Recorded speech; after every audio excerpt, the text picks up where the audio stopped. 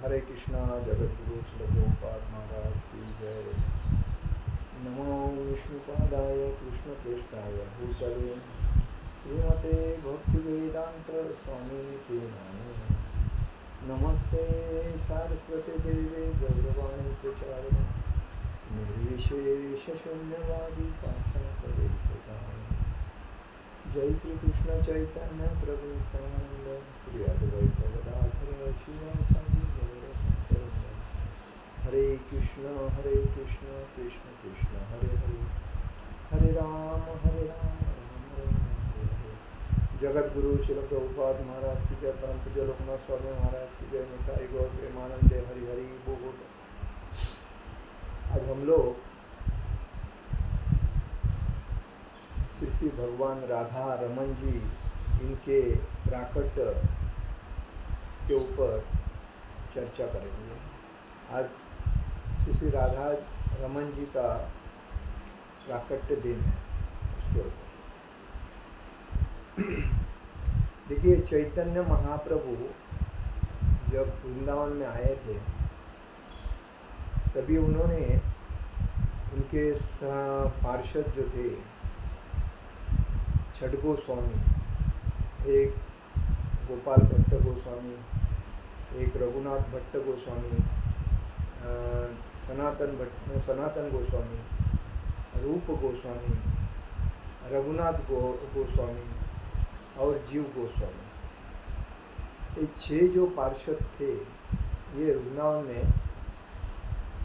लोकनाथ भट्ट गोस्वामी, ये सब वृंदावन में राधा और कृष्ण की जो लीलाएं की थी, उनकी जो स्थली थी उसको प्रकट करने का जो सेवा चैतन्य महाप्रभु ने छठ गोस्वामी को दिया। तो यह छठ गोस्वामी सभी भक्ति का प्रचार करने के लिए इधर उधर जाते थे।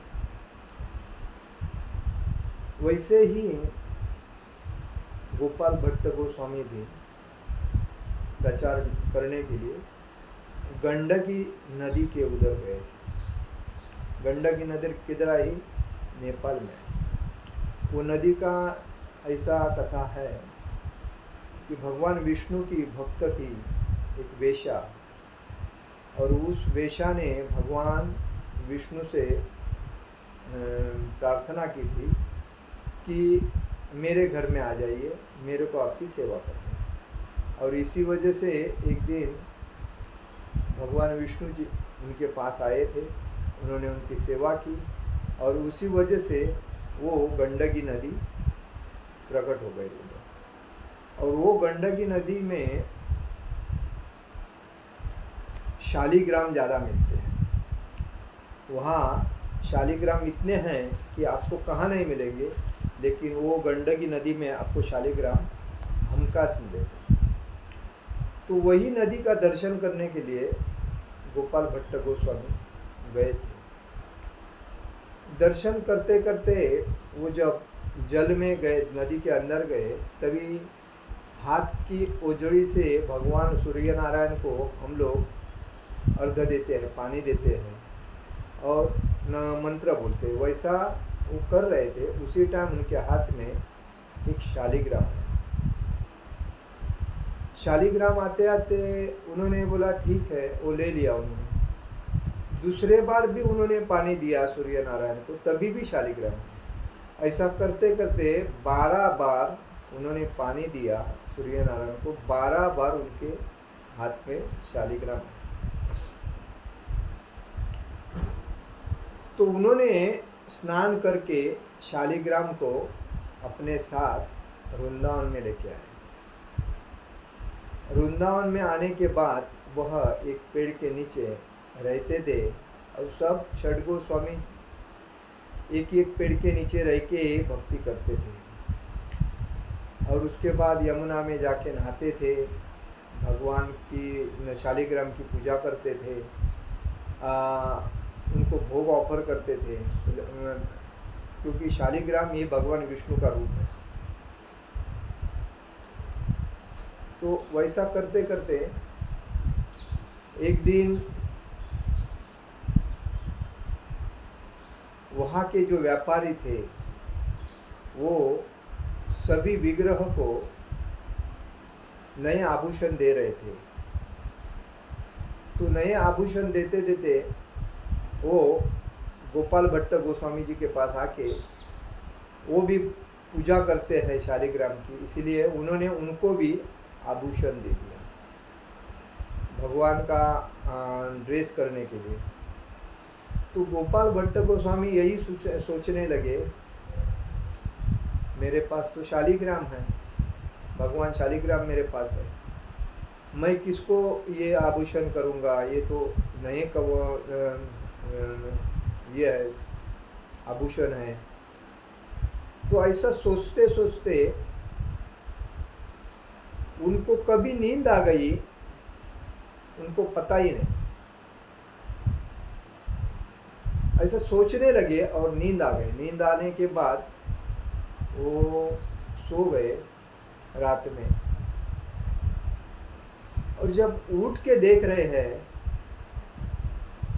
तो शालिग्राम शिला से भगवान साक्षात्कार प्रकट हो गए। शालिग्राम शिला से भगवान श्री कृष्ण, पूर्ण पुरुषोत्तम भगवान श्री कृष्ण प्रकट हो गए। वो आश्चर्यचकित हो गए, अरे ये कैसा होगा, क्योंकि उनका जो भाव था ये शुद्ध भाव था, और शुद्ध भाव की वजह से वो भगवान से प्रार्थना करते थे और हमेशा वो भगवान की शालिग्राम भगवान की पूजा करते थे। तो यही भाव उनके दिल में आने के बाद भगवान जब प्रकट हुए तो उनको आनंद हुआ। उन्होंने सब जो उनके मित्र वगैरह थे, पुजारी जो थे, उनको सबको जाके वही बताया कि देखिए शालिग्राम में भगवान प्रकट हुए, भगवान प्रकट हुए, भगवान श्री कृष्ण प्रकट हुए। और ऐसे करते करते उन्होंने उस शालिग्राम भगवान को आभूषणों से सजाया और आभूषण पहनने के बाद एकदम तेजस्वी दिखने लगे। तो उसके बाद में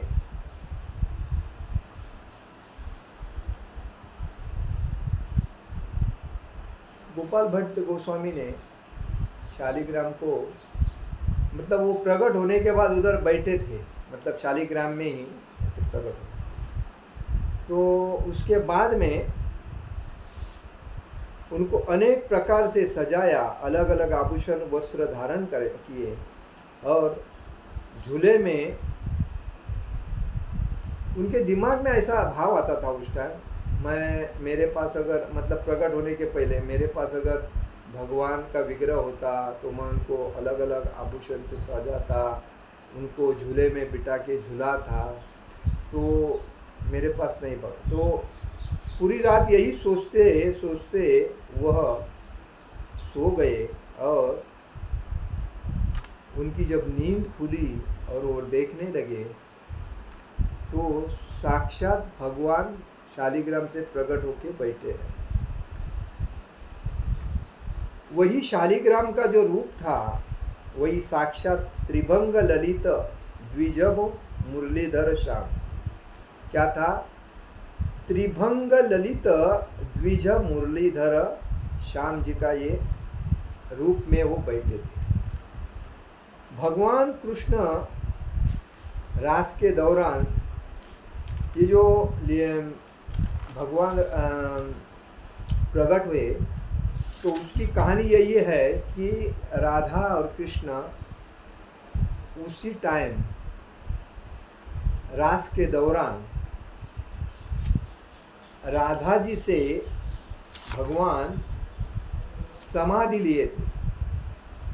उसी स्थान पर राधा और कृष्णा की लीलाएं चल रही थी, तभी भगवान कृष्ण ने वहाँ राधा के सामने समाधि ली थी।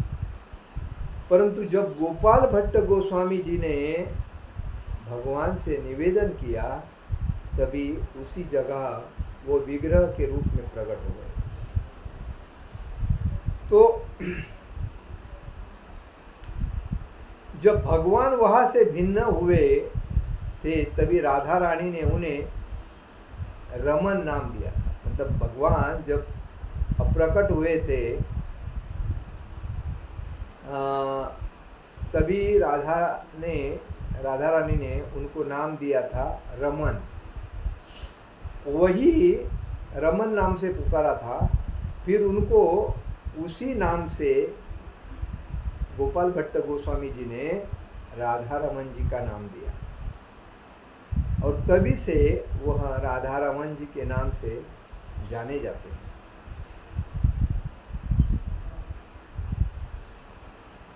उनका मंत्र है श्री राधा रमण रसिक वर नागर वृंदा विपिन बिहारी आनंद घर ब्रजराज लाडिले मिले वृषभान दुलारी। कीर्ति कुंवरी कुंवर जसुमती के ललितादिक सुखहारी रास रसासव मुक्त परस्पर अनुपम प्रीतम प्यारी नवल किशोर किशोरी सोहन भोहन इन चौचारी। ये उनका मंत्र है। कहने का मतलब जब राधा रमन जी का आभूषण से सजाने के बाद वहाँ गोपाल भट्ट गोस्वामी जी ने उनका विग्रह स्थापन करके 1599 में वैशाख शुक्ल पूर्णिमा के दिन में ही उनका यह प्राकट्य हुआ था।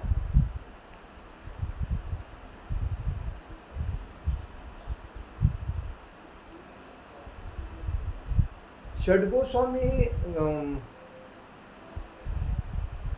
माधवा गौड़िया संप्रदाय के ही थे। मतलब चैतन्य महाप्रभु ब्रह्म माधवा गौड़िया संप्रदाय के ही षड गोस्वामी थे। उन्होंने ही पूर्ण वृंदावन में भक्ति का प्रचार किया। उसके पहले वृंदावन में इतना जब मुगलों का राज्य था तभी इतना प्रचार नहीं था। लेकिन जब 550 साल पहले चैतन्य महाप्रभु ने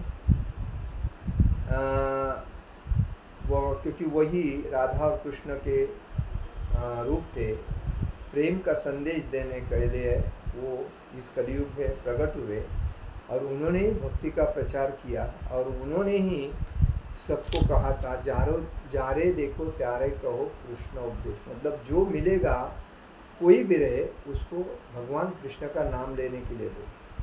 तो उन्होंने ही षड गोस्वामी को वृंदावन के भगवान राधा कृष्ण की लीला का प्राकट्य करने के लिए बताया और वो मतलब जो लीला ये स्तब्ध हुई थी उनको पुनर्स्थापित करने के लिए भेजा।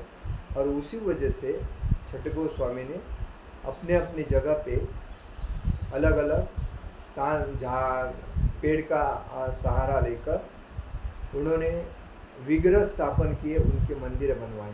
उसके पहले 3 ही मंदिरें वृंदावन में थी।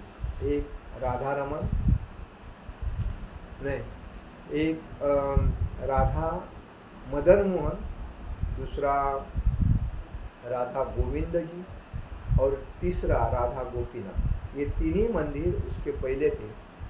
और उसके बाद में षड गोस्वामी ने जैसा कि राधा मदन मोहन का जो मंदिर है उसको औरंगजेब ने तोड़ा था, मुगलों तभी राज्य था तभी।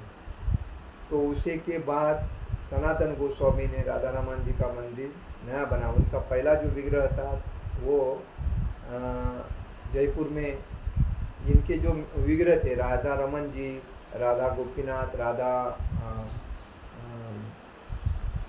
गोविंद जी, ये विग्रह सब जयपुर में गए थे क्योंकि जयपुर के राजा ने उनको उधर स्थान दिया था। क्योंकि इधर जो मुगलों का राज था तभी वो मुगलों के राज में मुसलमानों ने पूरे मंदिर के विग्रह नाश दुस्त करने का सोचा था।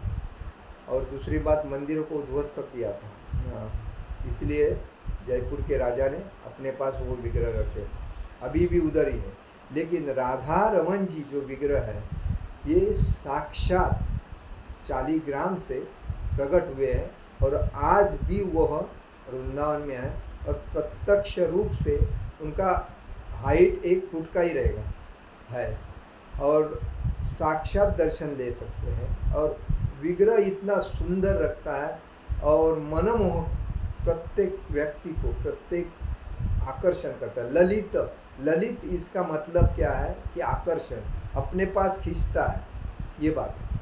और दूसरी बात, जैसा महाराष्ट्र में विट्ठल का जो मंदिर है भगवान विट्ठल का, वो भी साक्षात भगवान विग्रह स्वरूप के हो गए क्योंकि वो पुंडलिक को मिलने गए थे और पुंडलिक ने उनको बोला मैं आ रहा हूँ, आप इधर रुको, वीटेवर उबे मतलब वीट के ऊपर खड़े रह के अब मैं वेट करो, मैं आ रहा हूँ।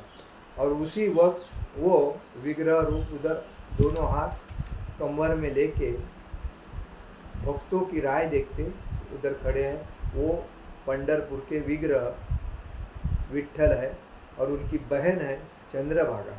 तो इसीलिए चंद्रभागा का जब तक नाम नहीं लिया, दर्शन नहीं किया जाता है या उसमें स्नान नहीं किया जाता, तब तक भगवान अपना रूप उनको मतलब दर्शन नहीं देते हैं।